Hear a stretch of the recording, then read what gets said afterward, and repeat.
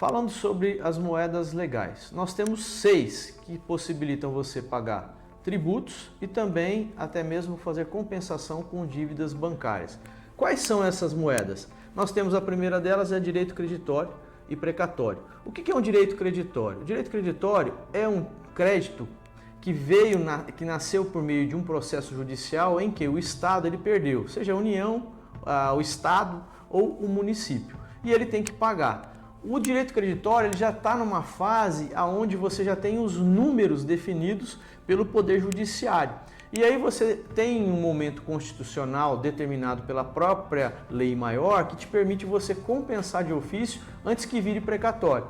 E o precatório é o orçamento dessa dívida que o Estado tem que pagar ao contribuinte ou ao autor da ação.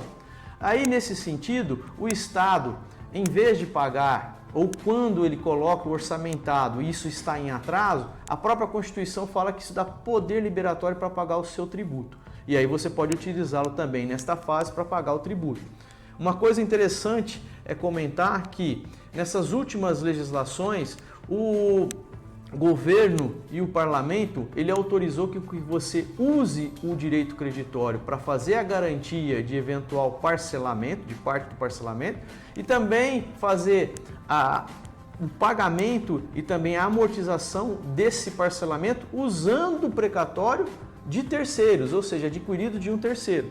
Porque o que diferencia, o que me dá uma diferença para ganho em termos de uso de moedas legais? É que quando você adquire essa moeda, você vai usar o real, mas você vai pagar mais barato.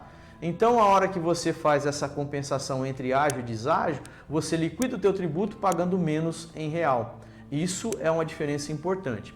Uma outra moeda que eu posso utilizar para fazer o pagamento de tributos, aí no caso os tributos estaduais, são os créditos acumulados, de diferenças de alíquota, de exportação, e que a legislação por parte da Constituição e também por lei complementar me autoriza a fazer a liquidação daquilo que eu tenho que pagar mensalmente de ICMS. Então, ao invés de você pagar o valor total, você adquire o crédito com deságio e usa para fazer o pagamento pelo valor cheio, com total aval da lei, com total baliza da Constituição Federal. Uma outra legal point que nós temos aí para fazer compensação com dívidas bancárias, especificamente com o Banco do Brasil, são ações preferenciais do BESC.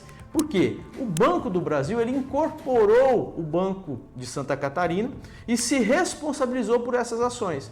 E tem pessoas que elas não foram ressarcidas ou não foram contempladas com a troca de ações do Banco do Brasil. E você tem condição de, numa demanda ou com eventual dívida em relação ao banco, você utilizá-las para fazer a sua liquidação. Um outro título também que está bastante em voga é o FISET. O FISET é um título administrado também pelo Banco do Brasil.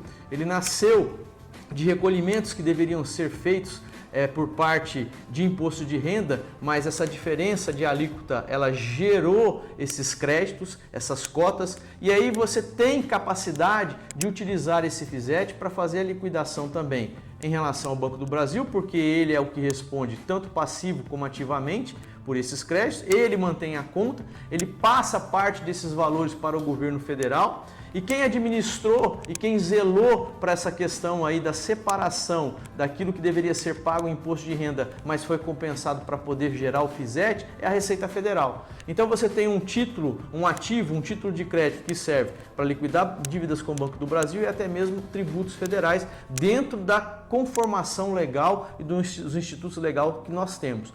Então essas moedas que estão todas na lei, e a lei ela aplica-se para todos que estão incluídos nela, e ela gera uma sanção para aqueles que não cumprem, ela possibilita o cliente ou aquele que é interessado a fazer o uso delas, pagando um valor menor em real, mas liquidando o teu tributo ou a sua dívida bancária pelo valor total de face.